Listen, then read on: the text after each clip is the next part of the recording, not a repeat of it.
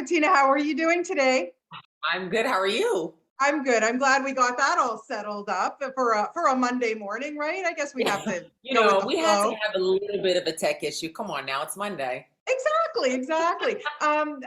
Listen, congratulations on everything. My God, first of all, I'm a huge Broadway fan. I'm a huge fan of yours, so I'm very excited to have some time with you this morning. Oh, So, thank so you. Thank you're you. welcome. Congratulations on all your success. But obviously let's start with Power Book because my goodness, if Raquel is not one of the juiciest roles to play, honestly, tell me a little bit about, first of all, how much fun you have playing her. And then when you look at season one and now where we're going to go in season two, how much you've had the opportunity to maybe develop her and feel a little bit more comfortable in her skin.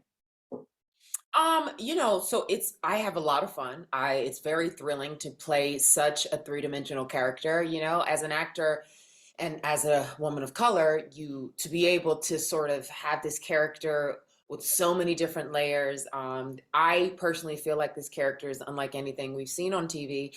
And Raquel lives in this super real human, she's so authentic and I love that about her. And she gets to showcase many different sides of herself. She is a businesswoman, but she's also a mother. She's a lover. She's a dreamer. You really get to see so many sides of who she is.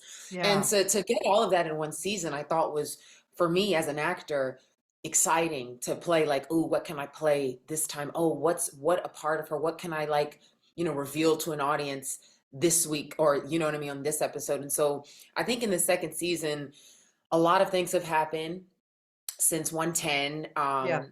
And Raquel's anxious. There are a lot of things going on in her life. So for me, it was about being in this place of being unsettled. And that's definitely where she is second season is everything's a little bit on edge. She's unsettled. She doesn't know where her kid's head is, and that makes her uncomfortable.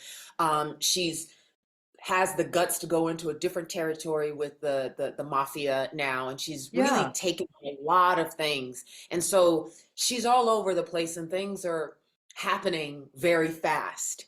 And that's where we find her. And so I've tried to open her up to play different moments, the vulnerability, the check-ins with jukebox and what those really mean. And you Right. know, there's just so Yes. many different things to play.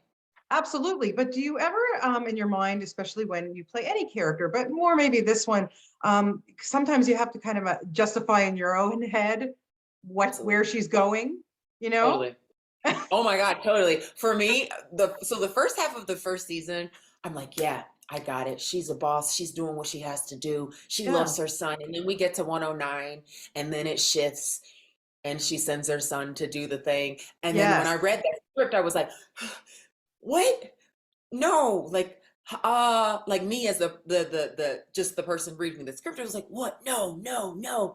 And so then talking to the showrunner and Sasha, we talked about her and it became a justification and she's doing this and she's doing this for a reason, is to protect him. And then I start to, yeah, yeah, Yeah. she has to do this for the family because if we don't get rid of this threat, then all that we've worked for is done. And so going into the second season is the justification of continuing to leave a legacy for her. Like what she's trying to do at the end of the day is Yeah. legacy, leave something for her son and her family. Exactly.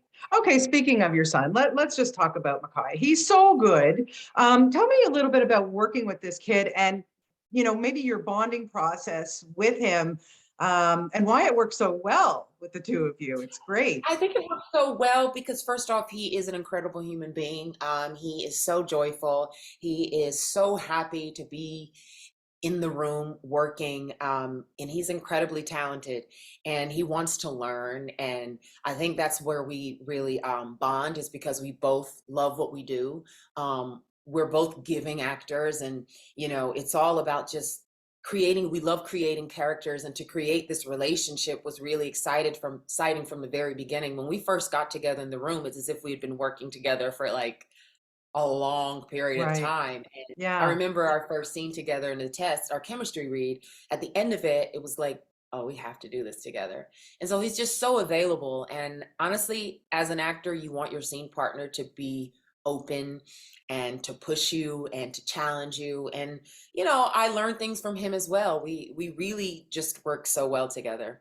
Yeah, you really do. And it must be, I would think, on him a little bit of pressure. Look, he's playing the younger version of 50 Cent, who of course is, also very connected to this series and everything, right? Obviously. But for him, it's interesting to me to kind of see his trajectory because he's a young musician who's turned to acting, following the same path in a way that 50 did, And does he ever talk about stuff like that? It's interesting to No, me. because I think at the end of the day, what's beautiful about this, I think we have to bring ourselves to it. We have to bring our experience to it. But what I see from Makai is he has this great responsibility and this great opportunity to really just carve out a character.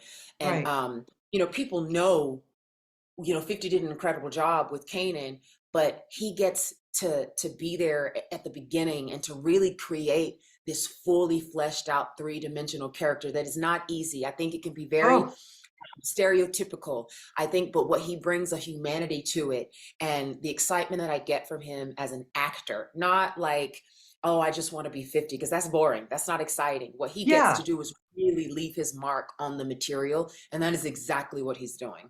Yeah, no, great job, like on both your levels. Really, Thank really you. good. Thank you. Before we go, I have to address your Broadway because oh my God, like seriously, I want to know from you when you get up there on a stage, live, what does that do for you, like as an actor?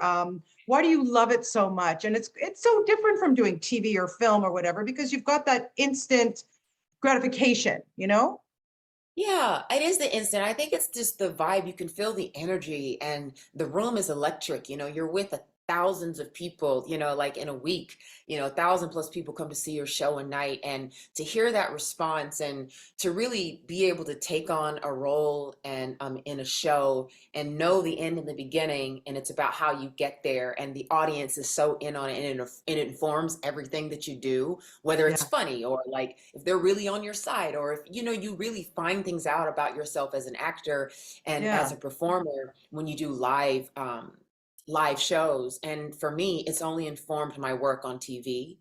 And I love this moment that I'm having now with Into the Woods, because it's yes, making me sharper with my instincts, like, because you have to think on your feet. And so when you can bring all of that process, the instincts, and you know the improv of it all, and being really like honest, you yeah. can bring that into your TV work in such a way, and you're just ready, and you're ready to like try new things. So I love it. Yeah. Well, congratulations to you on everything. I know here I'm talking to you from Toronto, so your Canadian fans cannot wait for this new season. Really appreciate Yay! your time this morning. And who knows? Hopefully, I can get to New York and see you on the Yes, stage come, live. come, I come, will. please don't I stay back. will.